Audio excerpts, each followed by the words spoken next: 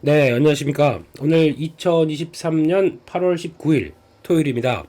오늘의 주간 투자 전략, 이번 주 주간 투자 전략 8월 세 번째 주고요. 시황 코너 바로 시작을 하도록 하겠습니다.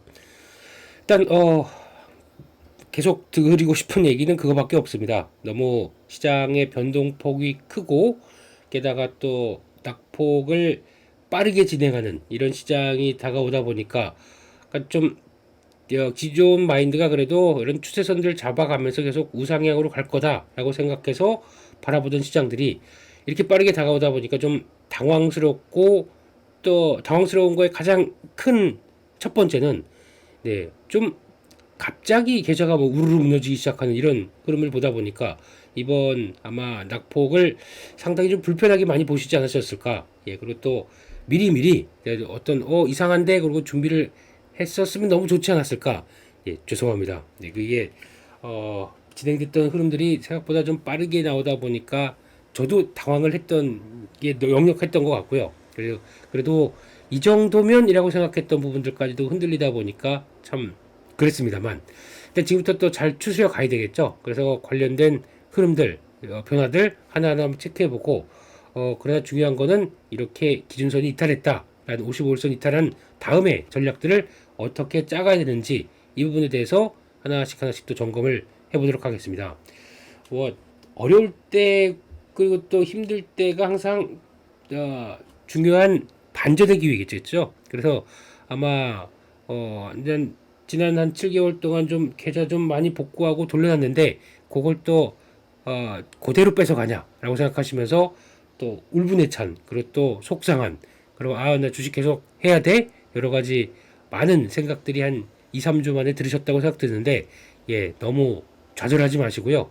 그렇다고 하더라도 지금은 과거와 같은 2020년도, 22년도 같은 그런 추세적인 하락만 크게 나오지 않는다고 하게 되면 지금은 해볼만 하겠죠. 그래서 너무 위축되지 마시고, 그리고 또 만약에 변화가 나오게 되면 또 빠르게도 들어올 수 있는 자리기는 한다고 보더라도 조금 이따가 또 전략적인 부분들까지 말씀드리겠습니다만, 지금은 너무 또 위축될 필요도 없다.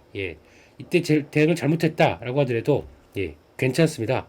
다시 추스리겠습니다. 그리고 또 되는 종목 집중하겠습니다. 그러면 할 수 있습니다. 너무 좀 요즘 보니까 블로그에도 그렇고 좀 우울한 얘기들이 많으신 것 같아서 이럴 때일수록 저희 힘내자 이렇게 말씀드리겠습니다.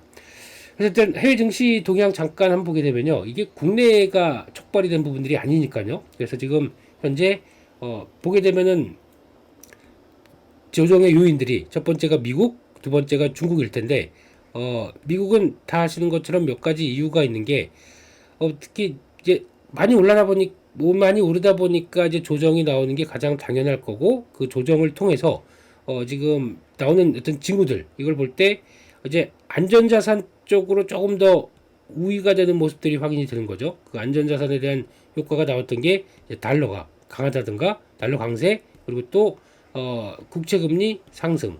국채금리가 상승하는 건 여러 가지가 이유가 있습니다. 대표적인 연준이 여전히 금리에 대해서 연준이 여전히 인플레이션 파이터 입장 쪽에서 변화가 나올 것 같지 않고, 게다가 지금 나오고는 여러 가지 변수들이 물가 수준 같은 경우도 이제 지금까지 쭉 떨어졌지만 8월, 9월 달까지 가봤었을 때는 오히려 약간 올라올 것이다. 이걸 보고 있는 연준이 계속 금리를 한번 9월에도 더 한번 올리지 않겠느냐라고 하는 시각들이 좀 큰 부분들이 여기서 작용한다고 봐야 될 것 같고요. 그런 관점에서 또 9월이다 보니까 지금 7, 8, 9, 즉 지난 3개월, 그러니까 8월달 FMC 회의가 안 열리고 이어지는 과정 쪽에서 왠지 더 불안한 거예요.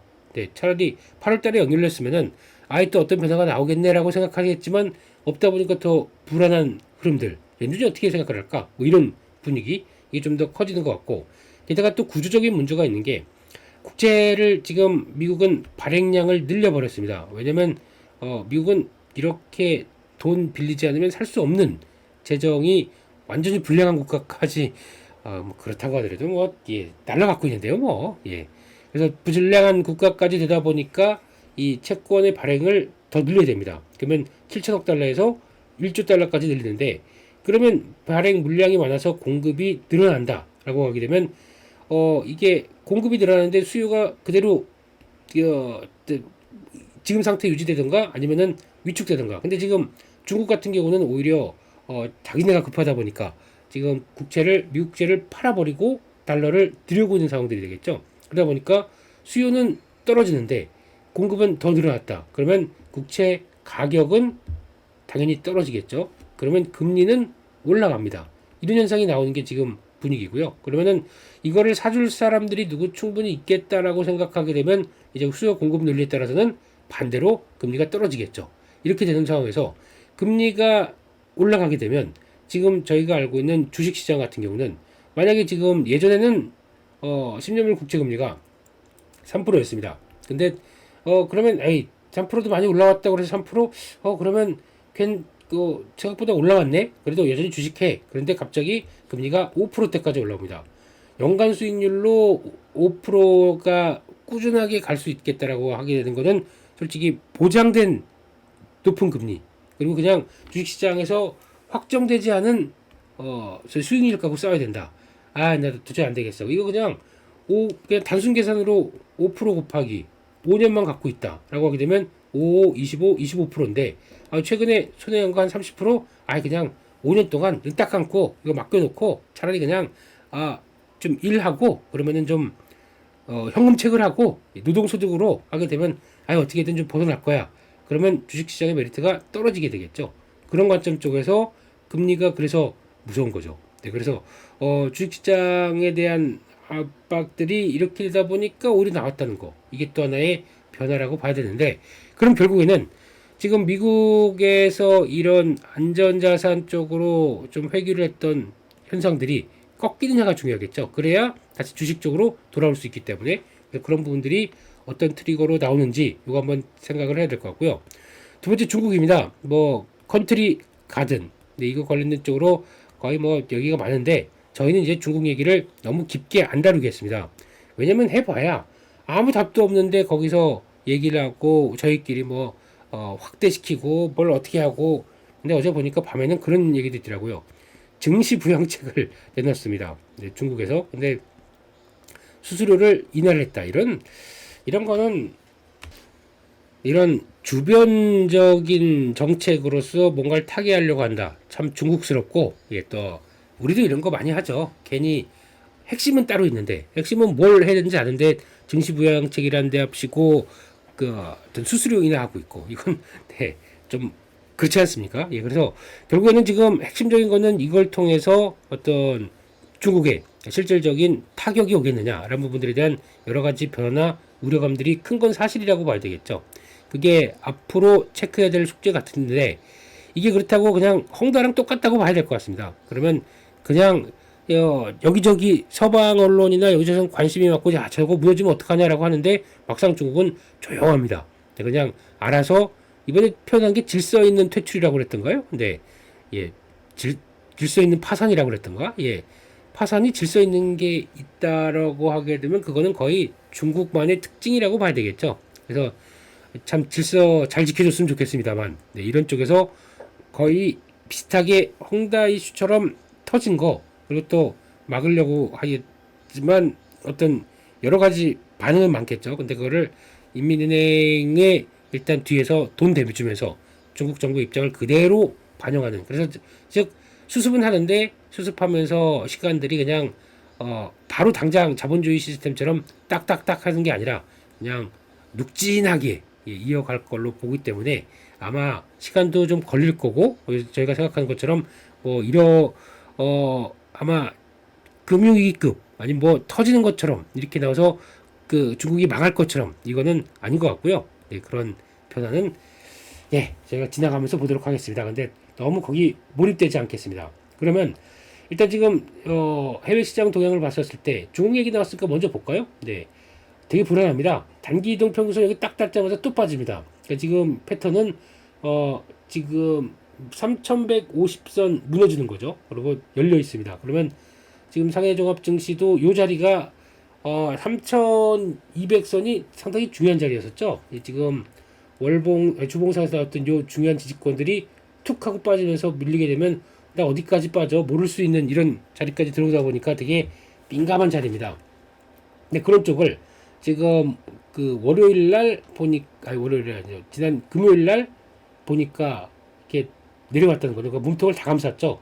별로 썩 좋은 모습은 아닙니다. 그래서 이게 제대로 되려고 하게 되면 다음 주 월요일 날 시도해서 바로 또 양봉으로 가져야 되는데 지그재그죠. 그래서 수료 이거를 만들어 가야 되는데 아직 모르겠습니다. 불안합니다. 첫 번째, 중국 아직도 패턴은 불안하다. 예, 홍콩 H 증시 똑같죠.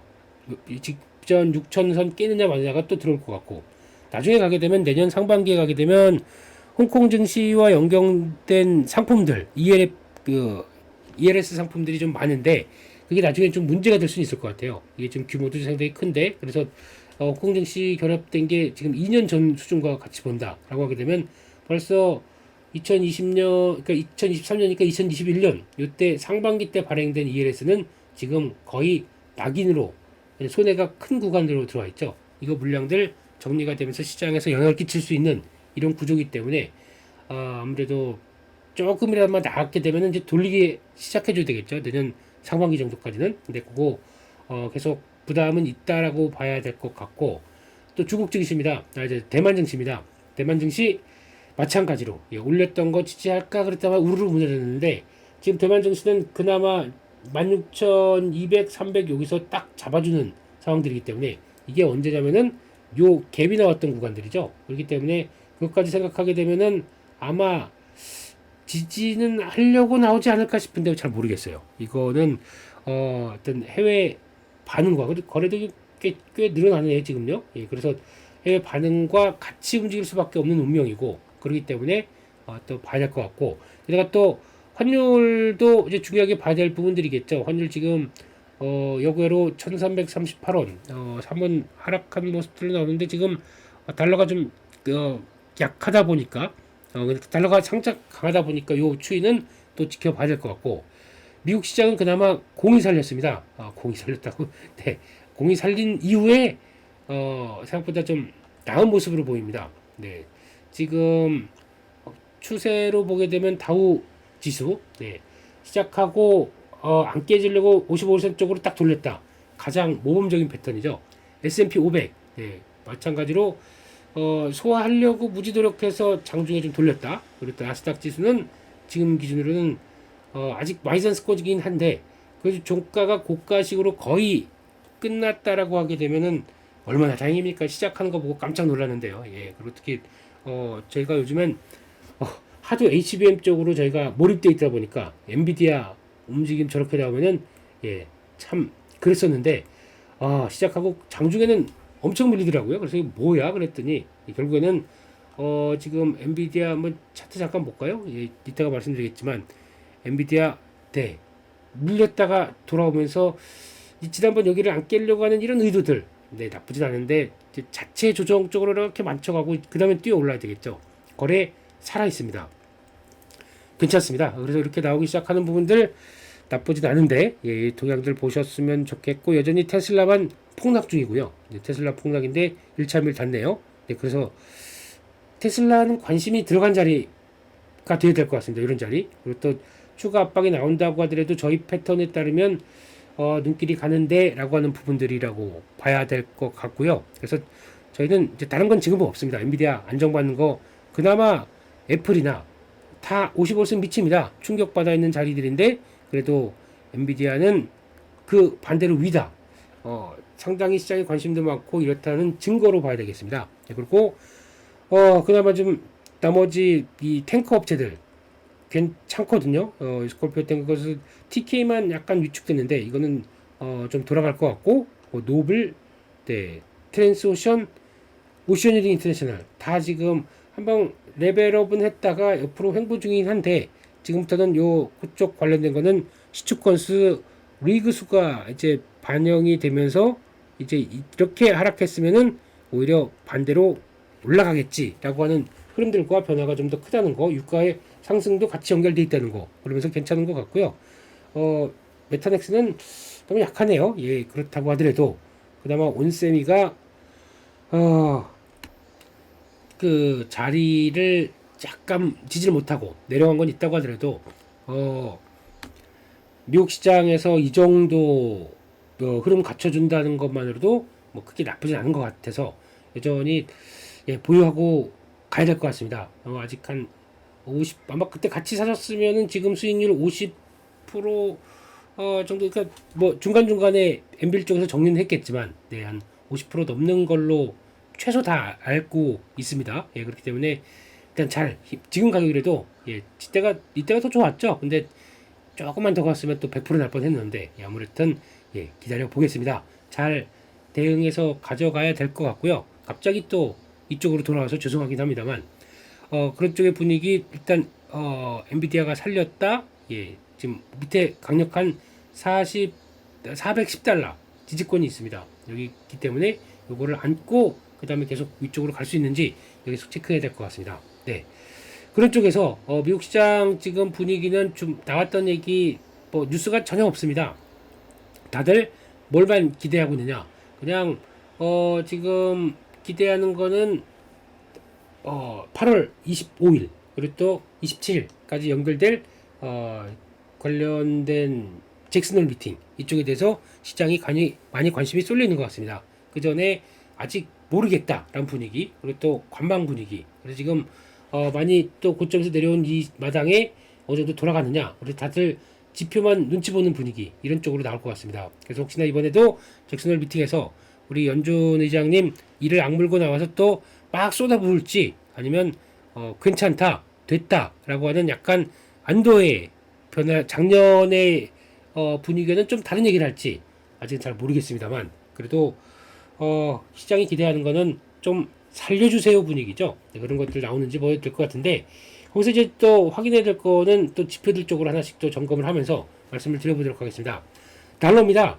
지금 관점에서 달러는 이 상황이라고 봤을 때는 지금 되게 중요한 자리입니다. 여기서 일단 추세적으로는 이렇게 가던 추세에 대해서 반전이 나오기 시작합니다. 그래서 103이 넘어갔다라는 얘기는 의외로 추세 반전이 나올 수 있는 자리이기 때문에 더 지금 긴장하고 있는 거죠. 그렇게 되면은 반대로 직전 고점은 넘어갔고 102점 후반대는 넘어갔고 103대면은 지금부터는 딱 그 저항과 함께 요 104대가 여기는 되게 의미가 있거든요. 여기 되게 공방을 많이 펼쳤었는데 결국에는 빠지기 시작하는 자리였습니다. 그러면은 지금도 똑같이 거기까지 가서 또 104대가 들어온다라고 하게 되면 의외로 또 강할 수가 있기 때문에 그렇게 훅 하고 들어가느냐 이렇게 나올 수가 있기 때문에 요 관련된 모멘텀을 좀 지켜봐야 되겠는데 일단 추세 저항이 돌파가 됐다는 거 그리고 그 다음에 직전 고점대 103대 딱 뒤에서 고민하고 있다는 거 하지만 한번 훅 들어오게 되면 여전히 달러 강세는 한 번 더 레벨업은 할 수 있다는 거 요게 지금 불안한 거죠.